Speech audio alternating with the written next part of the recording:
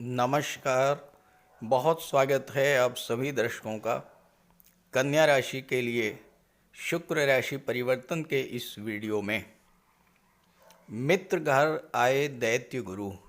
जी हाँ, धन, वैभव, ऐश्वर्य और सुखों के कारक, कला, सौंदर्य और दाम्पत्य सुख के कारक दैत्य गुरु शुक्र 2 दिसंबर को राशि परिवर्तन करके अपने परम मित्र शनि की राशि मकर राशि में गोचर कर चुके हैं और 28 दिसंबर तक मकर राशि में ही रहेंगे। शुक्र का ये 27 दिनों का गोचर मेष से मीन राशि तक सभी जातकों को विशेष लाभ देने वाला होगा। वैसे तो शुक्र हर माह राशि परिवर्तन करते हैं, लेकिन हर बार के राशि परिवर्तन पर वीडियो मैं अपलोड नहीं करता हूं। लेकिन जब भी शुक्र का गोचर कुछ विशेष प्रभाव लेकर आता है तो वो वीडियो मैं आपके समक्ष लेकर आता हूं। कल्पना कीजिए, जब आप अपने परम मित्र से मिलते हैं, उनके घर जाते हैं, तो आपका मन कितना प्रसन्न होता है, कितनी खुशी मिलती है आपको। ठीक वही खुशी दैत्य गुरु शुक्र को मिलने जा रही है 2 दिसंबर से। जब प्रेम के ग्रह शुक्र प्रसन्न होंगे तो वही खुशी आपको भी प्रदान करेंगे। तो आइए समझते हैं कन्या राशि के जातकों को शुक्र इन 27 दिनों में क्या क्या लाभ देने जा रहे हैं। ये विश्लेषण आपकी चंद्र राशि के आधार पर किया जा रहा है और वीडियो के अंत में मैं शुक्र के उपाय भी बताऊंगा। तो ये है कन्या राशि के जातकों की कुंडली। कन्या राशि के स्वामी हैं युवराज बुध और बुध के मित्र हैं शुक्र, बुध के मित्र हैं शनि और बुध के मित्र हैं राहु। और इस गोचर काल में आपकी कुंडली के पंचम भाव में शुक्र गोचर कर रहे हैं, धन के भाव के स्वामी होकर के और भाग्य के भाव के स्वामी होकर के। बहुत ही ज़बरदस्त गोचर है शुक्र का आपके लिए, क्योंकि यहाँ पर शुक्र बहुत बलवान स्थिति में है। देखिए, शुक्र से शनि दूसरे स्थान पर हैं। दूसरा स्थान आपके सस्टेनेंस का, आपके सपोर्ट का, आपके बल का होता है, आपके धन का होता है। तो शनि का बल शुक्र को मिल रहा है। शुक्र से राहु 3-11 के योग बना रहे हैं। राहु से 11वें स्थान पर शुक्र हैं। 11वां स्थान लाभ का होता है, तो शुक्र को राहु से लाभ मिल रहा है। तो शनि का भी बल है, राहु का भी बल है। और तीसरा जो सबसे महत्वपूर्ण गोचर है वो है देवगुरु बृहस्पति का। गुरु भाग्य के कारक हैं और शुक्र की राशि में गोचर कर रहे हैं। शुक्र और गुरु का नवम पंचम योग बन रहा है। शुक्र से पंचम पर हैं गुरु, गुरु से नवम पर हैं शुक्र। तो शुक्र भी एक्टिवेट हैं और गुरु भी एक्टिवेट हैं।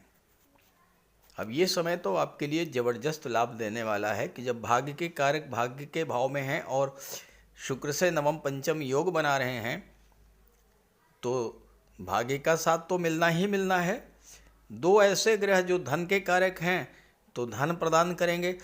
2 ऐसे ग्रह जो संतान और विवाह के कारक हैं तो संतान की प्राप्ति कराएंगे, विवाह का योग बनेगा।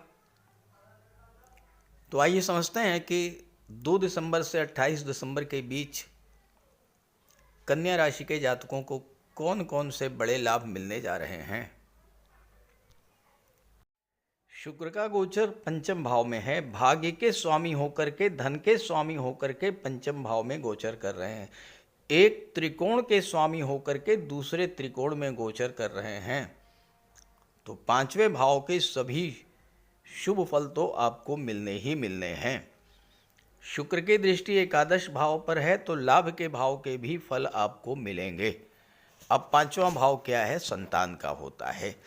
जो जातक नवविवाहित हैं और संतान प्राप्ति के इच्छुक हैं उनको संतान प्राप्ति का योग बनेगा। जो जातक विवाह के इच्छुक हैं उनके विवाह का भी योग बनेगा, क्योंकि सप्तम के स्वामी देवगुरु बृहस्पति भाग्य के भाव में बैठे हैं। बहुत ही जबरदस्त गोचर है शुक्र और गोचर गुरु का। दोनों ही विवाह के कारक होते हैं और सप्तम भाव भी शुक्र को बहुत प्रिय है। और यहाँ पर राहु बैठे हैं। राहु क्या हैं? आकस्मिकता के कारक हैं। अचानक से कोई बहुत अच्छा रिश्ता आएगा 2 दिसंबर से 28 दिसंबर के बीच में, और आपके विवाह का योग बन जाएगा। और एक और महत्वपूर्ण बात बता दूं कि विवाह के बाद आपकी भाग्योन्नति होनी है, क्योंकि सप्तम का स्वामी भाग्य के भाव में गोचर कर रहा है। विवाह के बाद आपकी भाग्योन्नति होगी। आपके जीवन साथी के द्वारा, जीवन साथी के भाग्य से आपकी भाग्योन्नति होगी, क्योंकि 7वां भाव आपके दाम्पत्य जीवन का भी होता है। पंचम भाव क्या है? पंचम भाव लव रोमांस का है। शुक्र प्रेम के ग्रह हैं। यहाँ पर शुक्र एक्टिवेट हैं, तो आपके रिलेशंस को प्रगाढ़ता प्रदान करेंगे। और जो लोग पहले से रिलेशन में हैं, उनके विवाह के बंधन में बंधने का भी योग बनेगा। नए रिलेशंस भी बनेंगे। परिवार और संतान को लेकर आपके मन में उत्साह रहेगा। विवाह को लेकर आपके सपने पूरे होंगे। 5वां भाव क्रिएटिविटी का होता है, शिक्षा का होता है। शुक्र आपकी कल्पना शक्ति और क्रिएटिविटी को बूस्टअप करेंगे, और आप कला के क्षेत्र में नई नई उपलब्धियां हासिल करेंगे। छात्रों के लिए भी बहुत बेहतर है, क्योंकि 5वें भाव का संबंध 9वें भाव से बन रहा है, तो छात्रों का भी भाग्य साथ देगा और सफलता मिलेगी। यहाँ पर शुक्र हैं 5म भाव में, तो छात्रों को पढ़ाई के साथ साथ धन की भी प्राप्ति हो सकती है। कोई स्कॉलरशिप मिल सकती है, कोई पार्ट टाइम जॉब मिल सकता है। और चूँकि 5वां भाव क्रिएटिविटी का है, आप कला के क्षेत्र में, साहित्य के क्षेत्र में, आईटी सेक्टर में कुछ नई उपलब्धियां भी हासिल करेंगे।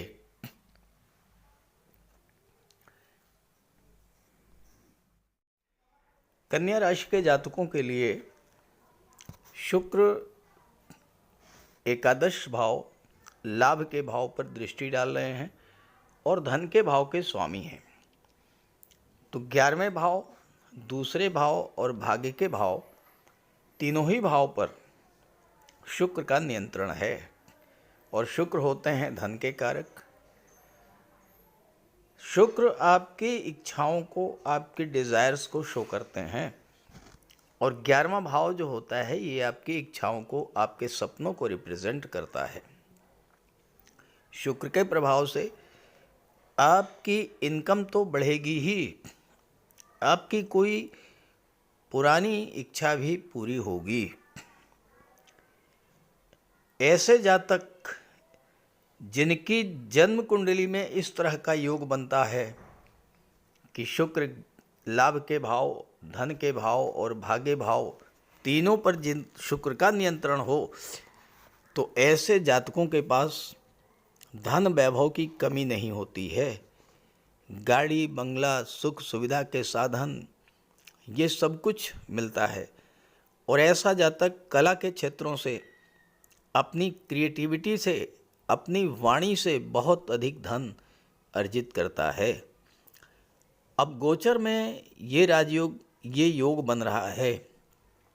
और अगर शुक्र आपकी जन्म कुंडली में बली हुए, तो इस समय आप नए घर में प्रवेश कर सकते हैं, नया वाहन ले सकते हैं, और अपनी कला, अपनी क्रिएटिविटी के बल पर कुछ ऐसा करेंगे कि अचानक से मोटा पैसा आपको प्राप्त होगा।